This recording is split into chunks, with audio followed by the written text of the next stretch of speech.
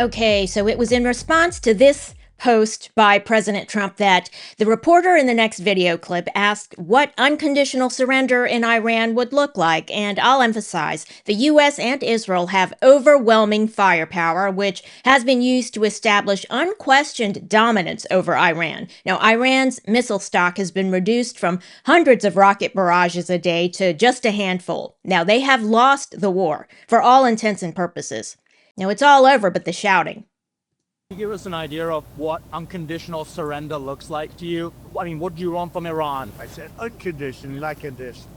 I said unconditional. It's where they cry uncle, or when they can't fight any longer, there's nobody around to cry uncle. That could happen too, because we've wiped out their leadership numerous times already. So it's if they surrender, or if there is nobody around to surrender, but they're rendered useless in terms of military.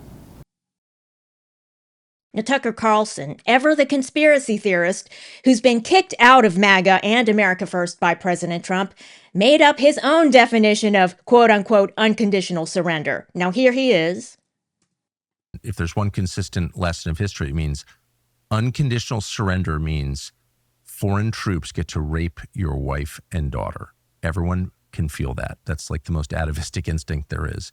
And so to avoid that, people will do anything. And so that's why it requires that level of force to get a population subdued to the point of unconditional surrender. That's why. And so in this case, of course, we don't have the ground force necessary. I don't think Americans would voluntarily participate in it. I just don't think we can do that. It would require weapons of mass destruction. It would require presumably nuclear weapons in order to do that. What he said is false, blatantly false. Now, he's talking about rape as a tool of war. Now, neither the U.S. nor Israel has ever authorized rape as a tool of war. Now, ground troops haven't even been sent in yet, but if they are, rapes, if they occur, would be vile criminal misconduct by individual soldiers and not an authorized military tactic to enforce an unconditional surrender. Now, Tucker Carlson is just trying to stoke hatred of Operation Epic Fury, which is wiping out an enemy that seeks to destroy the United States and Israel and rule the world as an Islamic caliphate. Now, Iran has killed 1,000 Americans in the last half century and wants to kill millions more by building a nuke. Okay, so here's the headline on Tucker Carlson's blatant America bashing and Israel bashing. He says, troops can rape your wife and daughter. Whose wife and daughter? Iranians. So he seems to be talking directly to the people of Iran. However, there's an internet blackout there. Only the Iranian regime and military have access to outside internet. So he could be talking to their regime and military commanders in an effort to prolong the war. Now, supposedly he's against Middle East wars, but now it seems he's trying to prolong the Iran conflict for his own personal reasons. Because of bitterness. He's bitter about being kicked out of MAGA and America First. So he could be trying to prolong the war despite being against the war, and that tells us all we need to know about Tucker Carlson. He seems to be providing anti-American talking points to the Iranian regime so that they can broadcast it to their people and try to prolong the war. Now, the article continues with Carlson in conversation with an individual who says, and I quote, unconditional surrender can only be enforced with an ocean of American blood, unquote. Really? I mean, is it because we don't have weapons that can launch 900 airstrikes in a matter of seconds? I mean, they're talking about 18th century stuff there. The reason we're moving against Iran is to avoid an ocean of American blood. Now, Iran wants to kill millions of Americans with a nuke. We're moving against Iran while there's still time. Now, the Iranian regime even wants to destroy Israel to usher in the coming of the 12th Imam, who will establish Islamic rule over the earth. That's literally their plan. The plan of the regime, that is. The people of Iran, in contrast, are denouncing their leaders and hailing beloved Trump and beloved Bibi. Now, Tucker Carlson just seems extremely jealous of Trump and Bibi, so it's not surprising he's trying to stoke hatred by making a false statement about mass rapes to try to mislead the people of Iran and prolong the war, even though a prolonged war will get more Americans killed. Now, Tucker Carlson's outrageous message about mass rapes is also directed toward the left wing in America and to isolationists on the right. People like Marjorie Taylor Greene, Nick Fuentes, and Candace Owens, who are all virulently anti-Israel. They've all come out against the military action in Iran, to no one's surprise. They say that the war is not MAGA. They say it's MEGA.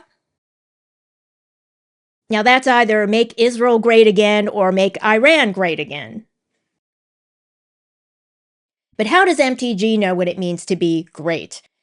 Now, this post says, I know what MAGA isn't. Being in Congress for 5 years, getting filthy rich on stock trades, quitting the day you can draw your pension, then running to The View to backstab everyone who got you elected. Now, President Trump called her a quitter recently. He also called her a traitor. Marjorie Traitor Greene. Now, here's a recent photo of her. A new outfit. Now, she has to wear it as part of the cash grab, but she's trying to force everyone else to dress up like that as well in the worldwide Islamic caliphate. Okay, the purported regime there just installed a new supreme leader. But he's not acceptable to the U.S. or Israel. He's the son of the late Ayatollah Khamenei. Now, anyone who continues to make war on behalf of Iran will be removed from the picture. Now, they will not be remembered. Now, what's the new supreme leader's name?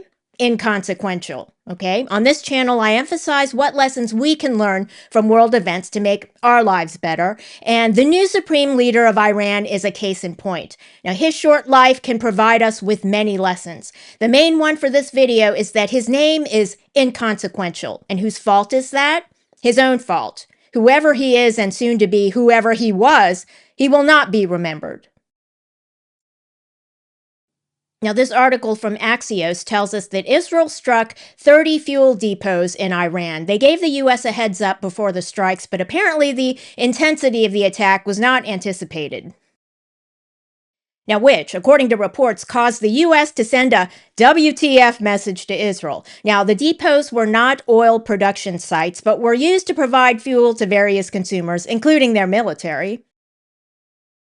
Now, according to the reporter, President Trump was concerned about the optics. Quoting a Trump advisor, the president doesn't like the attack. He wants to save the oil. He doesn't want to burn it, and it reminds people of higher gas prices.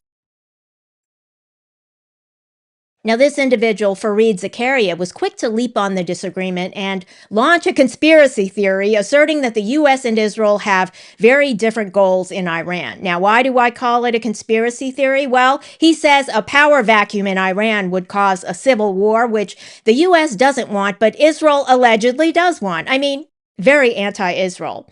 I'm shocked he would accuse Israel of cheering the possibility of a civil war. Now, maybe they regarded it as an inevitability, but to accuse them of cheering a civil war? Fareed Zakaria is part of the leftist commentariat that dominates CNN, so I guess we shouldn't have been surprised.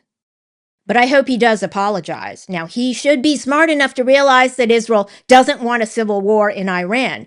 The people of Iran are calling Bibi beloved Bibi. Now, maybe Fareed Zakaria hasn't been paying attention to the news coming out of Iran. He just can't believe that the people are happy to be rid of the Ayatollahs. And this friendship between the U.S. and Israel is something that the America-only crowd, the isolationists, haven't been able to grasp. Now, the America-only folks don't want anyone else in the world to succeed except the United States, and America has never worked that way. How did the United States become a superpower in the first place? By intervening in World War II against the Nazis. Now, it changed the course of world history and U.S. history. It made the U.S. a superpower. And that's a principle we can grasp from all of these events. No one succeeds without helping others succeed. We have to be able to take people with us.